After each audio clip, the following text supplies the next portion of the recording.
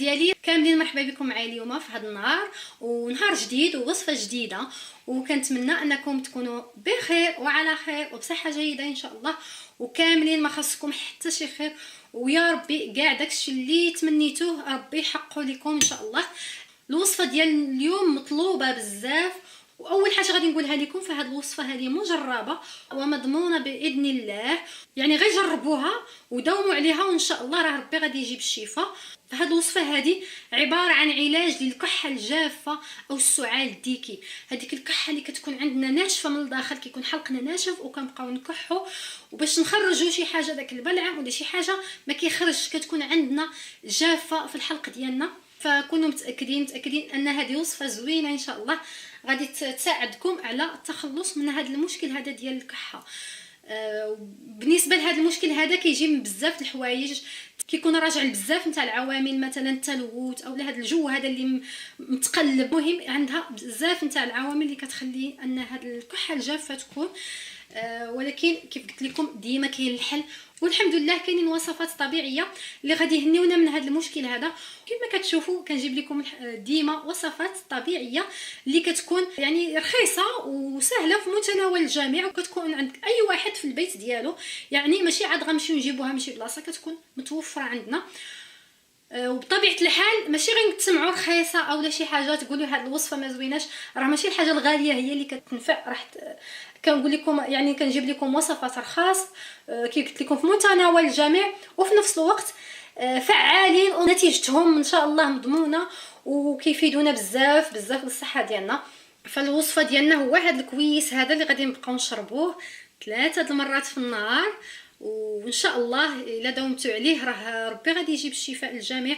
وقبل ما ندوزو نشوفوا الوصفه اولا المكونات ديالها، غادي نطلب منكم الا كنتم مازالين جداد معايا اولا كتزوروني لاول مره في القناه، ما تنساوش تشاركوا معايا في القناه، وما تنساوش تفعلوا داك زر الجرس باش توصلوا بكاع الوصفات الطبيعيه اللي كنحط.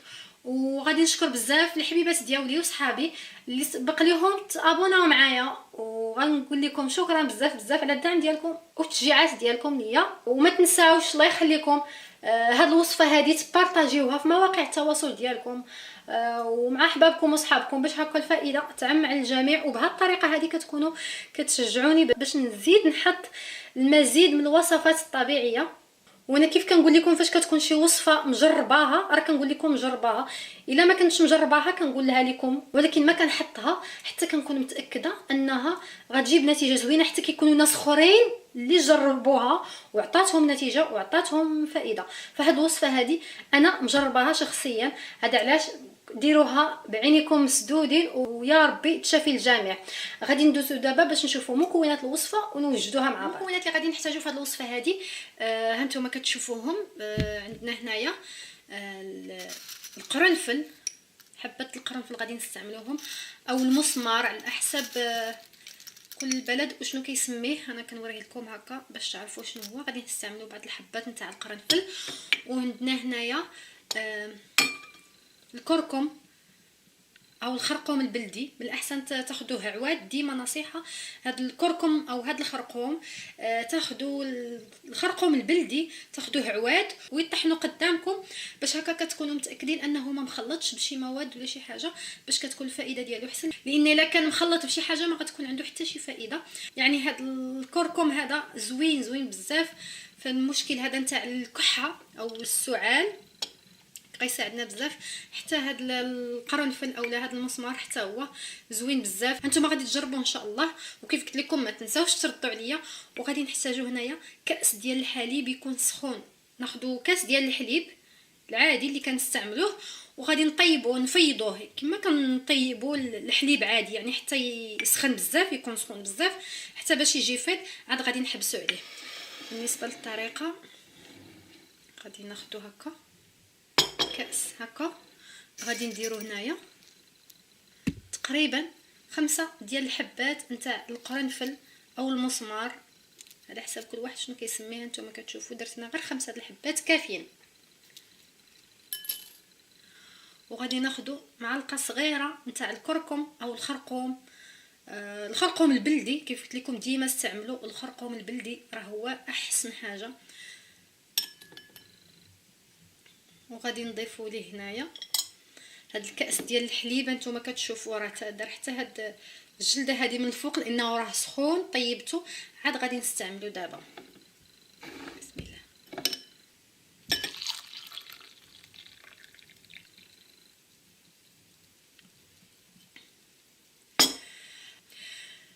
غادي نزيد عليه معلقه صغيره من عسل نحل طبيعي. ولا ما كنتوش كتوفروا على عسل النحل ممكن تستغناو عليه، هو الاضافه ديالو مزيان حتى هو كيعاون.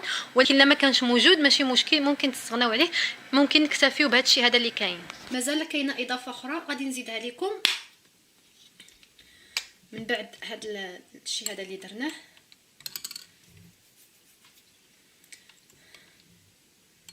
غادي نخلطوه باش هادشي كله هذا يتجانس مع بعضه. وفي نفس الوقت هذا القرنفل هذا الحبات نتاع القرنفل يطلق داك الجهد ديالو في هذا الحليب السخون. انا راه قلت لكم هذا الحليب راه سخون. غادي نخليوه غير واحد شي شويه يبرد على ما هذا الشيء هذا يطلق فيه. بطبيعه الحال نحركوه مزيان باش حتى داك الكركم او الخرقوم ما يبقاش لينا لتحت، باش يمشي كله في هذا الحليب. نخليوه غير شي شويه يدفى، ماشي تيبرد بزاف لانه خصو يتشرب دافي، غير شي شويه يدفى ويمكننا نشربوه. ودابا غادي نوريكم الاضافه اللي غادي نديرو. غادي نستعملو ثاني حاجه اللي غادي نستعملو وهو زيت الزيتون الطبيعيه اولا زيت العود او الزيت البلديه مع العسل. غادي ناخذوا القياس مثلا تاع 2 نتاع المعالق كبار نتاع زيت الزيتون ونضيفوا ليه غير القليل من العسل، غير شويه ماشي بزاف، القياس نتاع نصف ملعقه هكاك، وندفيوهم شي شويه ويمكن لهم يتشربوا هكاك. هذه هو الحاجه الثانيه اللي كنتكم غادي ديروها مع هذه. بالنسبه لطريقه الاستعمال ديال هذا الحليب هذا الوصفه هذه يمكن لكم تشربوها من 2 المرات حتى 3 في اليوم، يعني من 2 حتى 3 في النهار. هذا الكاس هذا يعني ماشي نقسموه على 3 المرات، لا. كاين شي تساؤلات كيجيو كيقول لك واش هذا الكاس نقسموه على 3 المرات او لا. يعني كل مره غادي نوجدوا كاس بحال هكايا ونشربوه. ما كاينش مشكل قبل الماكله اولا بعد الماكله، الوقت اللي بغيتو هذاك ما كاينش مشكل في هذا. غديروا قلت لكم من 2 حتى 3 المرات في اليوم، كل مره توجدوا كاس بحال هكا وتشربوه. والمره الثالثه انه تستعمل قبل ما ننعسو، يعني قبل النوم ناخذوا كاس بحال هذا ونستعملوه.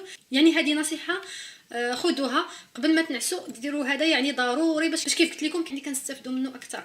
وبالنسبه لهذا العسل والزيت الزيتون حتى هو تستعملوه 3 المرات في اليوم خصوصا قبل النوم. حتى هو غادي تاخذوا 2 المعالق كبار مع شي شويه د العسل وندفيوهم شي شويه ونشربوهم. راه زوين هذا زيت الزيتون هذا راه كيسرح الحلق بواحد الطريقه زوينه. وبالنسبه للمداومه عليه غادي تداوموا عليه حتى ربي يجيب الشفاء، يعني حتى تشوفوا على الاقل هاد المداومه ديالهم على الاقل 3 ايام. ومنين تشوفوا واخا تشوفوا راسكم بدات داك الكحه كتنقص شويه ماشي مشكل، كملوا عليه، يعني ماشي تبدا تنقص وتحبسوا، ما تحبسوش، زيدوا داوموا عليه. راه مزيان بزاف للصحه، يعني حاجه اللي زوينه للصحه ماشي شي حاجه اللي خايبه. حتى تمشي منكم الكحه نهائيا عاد يمكن لكم تحبسوا. يمكن هذا الشيء هذا نعطيوه حتى للصغار اللي كان عندهم المشكل ديال الكحه الجافه او السعال الديكي او لا، ممكن نعطيوهم، ولكن نعطيوهم نصف الكميه. هذا غادي يساعدهم باش يتهناو منها، لان حنا الكبار كناخذوا هذه الكميه كامله. الصغار ديما فاش تبغيو تعطيوهم شي حاجه بحال هكا تعطيوهم نصف الكميه حتى هما 3 المرات في النهار. هادو هما الوصفات ديالي بجوج، كنتمنى انهم يكونوا عجبوكم. ما تنساونيش في البارطاج، بارطاجيو هذه الوصفه هذه، وما تنساونيش في التعاليق حتى هما اللي جرب هذه الوصفه هذه. الله يخليكم رجعوا للتعاليق وكتبوا لي شنو لقيتوا عليه، وما تنساونيش في لي لايك حتى هما، وما تنساوش خصوصا انني كنبغيكم بزاف. وغادي نخليكم دابا نتلاقاو مره اخرى ان شاء الله في شي وصفه طبيعيه.